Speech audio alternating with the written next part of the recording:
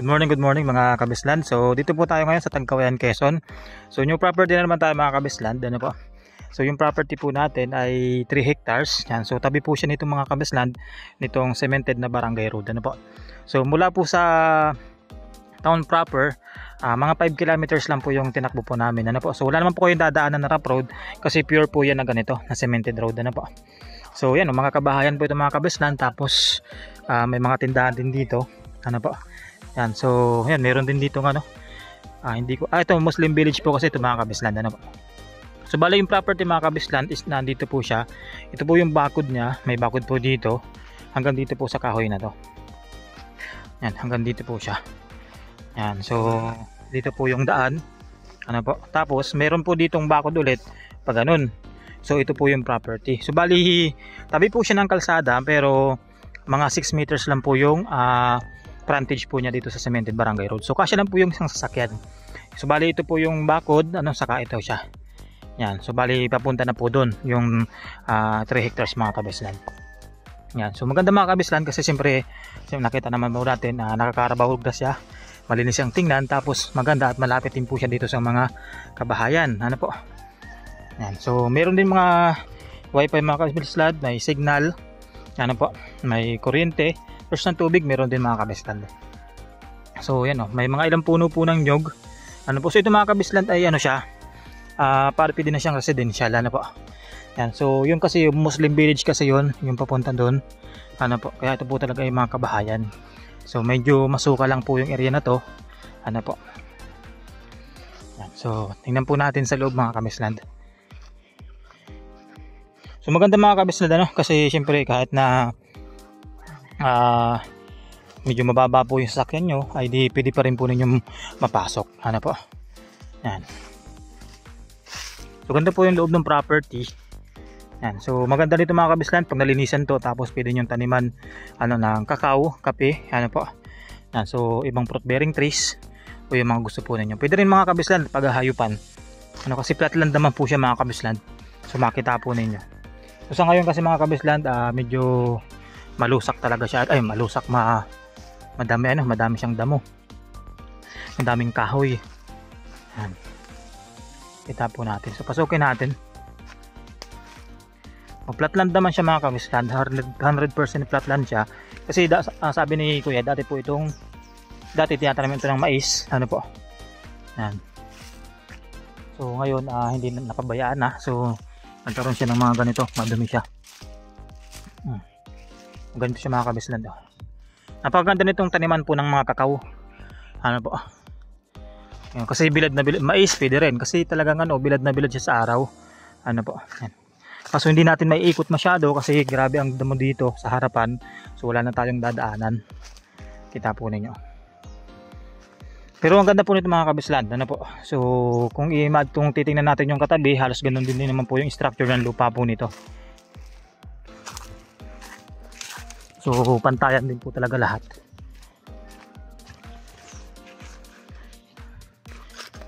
Ang layo mga kabisland dito sa Metro Manila.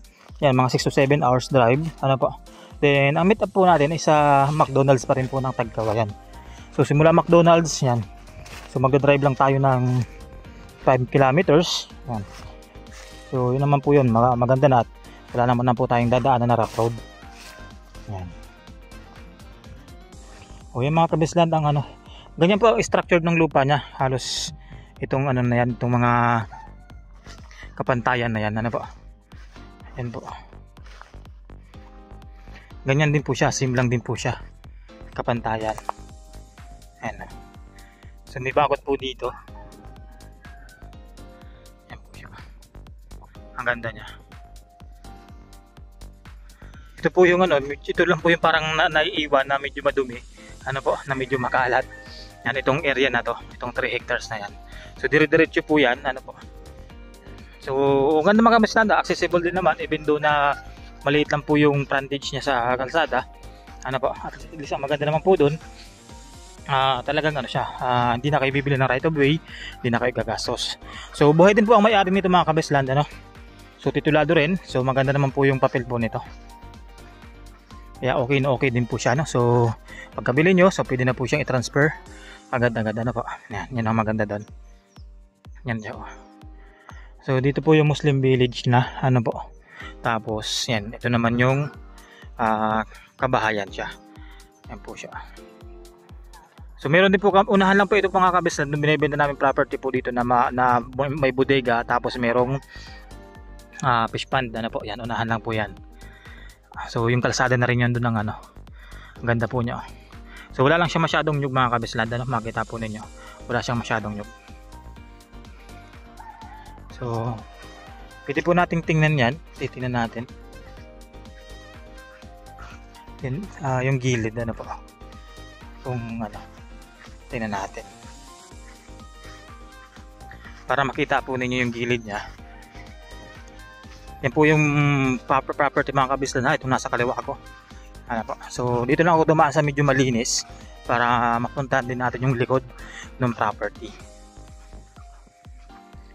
Ayun, ano po.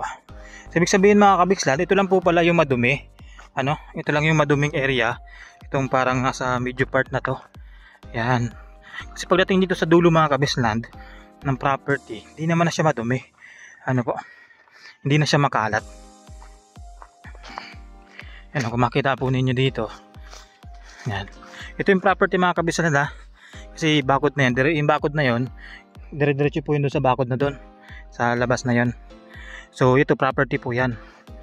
O yan po mga kabislan. O ilang puno ng nyog dyan sa loob ng property. Yan po madumi na yan ang property. Ano?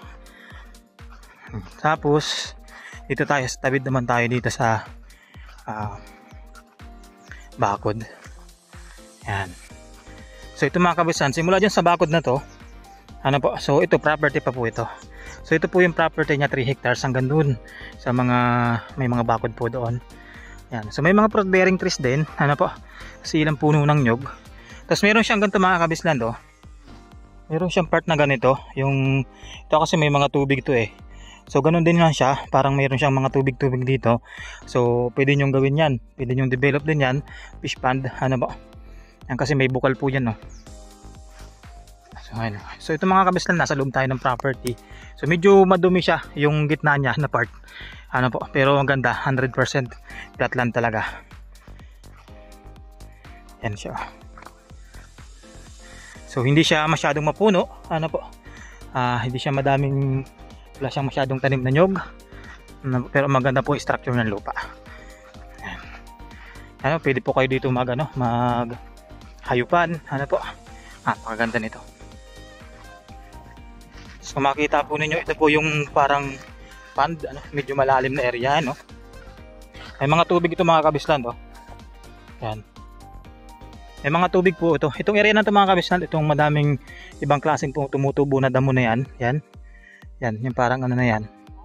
Yan. Lahat po yan mga kabislan, ano yan, may tubig, ano po. So pwede nyo linisan, develop nyo po, balo na ng konti. Kasi may mga tubig na siya, pwede nyo gawin fish pond. Ang ganda po yan. Yan. Yan. So yan po yung boundary mga kabislan, ano. Yung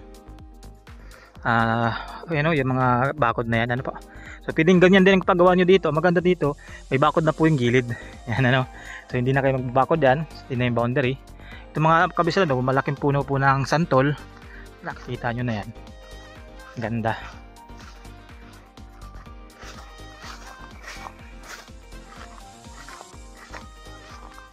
Yan. Ganda mga kabislan, ano? Pantayan talaga.